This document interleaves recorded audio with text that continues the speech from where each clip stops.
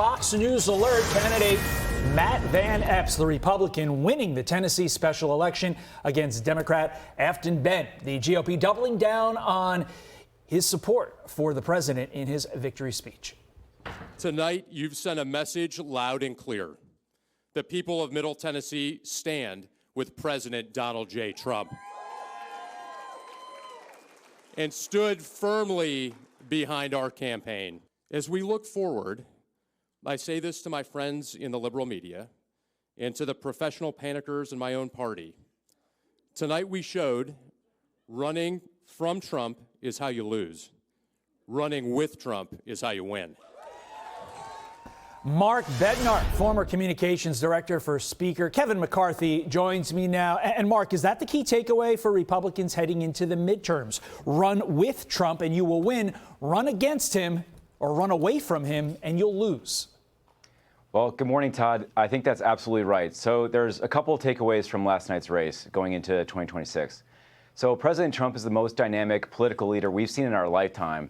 And as such, he built a coalition and expanded the Republican Party in ways that no one even ever thought possible. So it's going to be incumbent upon every candidate, every member of Congress, every senator that's a Republican to go out and engage those voters and work to keep that coalition together, because it's not going to happen by itself. What else? Secondarily, yes, please, I apologize. All good. Secondarily, Democratic candidates in this instance was uniquely bad. It's not going to be the case in every House race or Senate race that the Democrat is going to admit that they hate the city that they're running in. So Republicans need to have a proactive message to say how they're going to fight with the president, not just to be against Democrats who are currently challenging them. Understood. Apologize for jumping in on you there on your pause. What can we take away from this win a little bit more broadly by Republicans in the sense that can we say, look, we know what the midterms are going to be now because of this, or do we really just need to treat this as, in reality, what it was? A special election, they're notably weird, and a special election in between Thanksgiving and Christmas in December of all months. Yeah, well, it's funny that you point that out. So less than a week after Thanksgiving, every day after Thanksgiving kind of has a theme. We had Cyber Monday, Giving Tuesday, and this is for Republicans, a win is a win Wednesday. So this is the fact that the Speaker now has an extra seat in the majority to work with for the rest of this Congress. That's important, but it's a good reminder. So there are 13 House seats that are currently held by Democrats that President Trump won, and only 3 that are held by Republicans that Kamala won. So mathematically going into the midterms, that's actually super helpful for Republicans, but it's a really crucial reminder.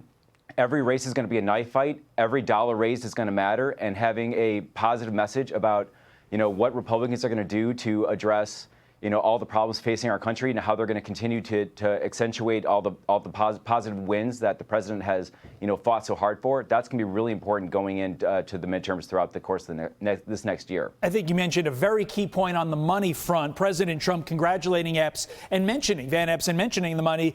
Quote, congratulations to Matt Van Epps on his big congressional win in the great state of Tennessee. The radical left Democrats threw everything at him, including millions of dollars. Another great night for the Republican Party. I think it underscores, even in these races that they quite frankly have no chance of winning, the Democrats are going to spend money.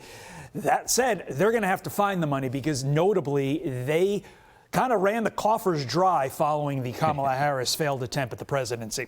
Before we let you go, I want to get your thoughts on this. Minnesota Governor Tim Walz promising to arrest anyone convicted or connected to fraud while welcoming an investigation into claims that tax dollars went to terrorists. All this as DHS Secretary Kristi Noem calls him out over his failed leadership, and it was quite a soundbite. Listen. You told me to look into Minnesota and their fraud on visas and their programs. 50% of them are fraudulent, which means that WACKO Governor Walz either is an idiot or he did it on purpose. And I think he's both, sir. He brought people in there illegally that never should have been in this country, and we're going to remove them and we're going to get our money back. Kristi Noem really presents quite a choice there, Mark. Idiot, purposeful, or both? Which is it? It really could be both. But no matter what, it's a good reminder to Republican voters going into the midterms. This is why it's so important that President Trump and J.D. Vance won the White House and you didn't have Tim Walz as the sitting vice president. but also that you have a Republican majority under Oversight Chair James Comer, who's actually able to go out and investigate this, get to the bottom of this, and see where those dollars went, see what actually transpired here. So without either of those wins, Tim Walz would be much more empowered today. So this is a really important development, and it's really a good reminder for voters going forward, too. The decision by Kamala Harris to pick Tim Walz over Josh Shapiro is going to go down as one of the most heavily scrutinized decisions, I think, in political history. It was quite a choice. It did not pay off for her. Mark Bednar, did not. Thank you for your time this morning. Appreciate it. I'm Steve Doocy. I'm Brian Kilmeade. And I'm Ainsley Earhart. And click here to subscribe to the Fox News YouTube page to catch our hottest interviews and most compelling analysis.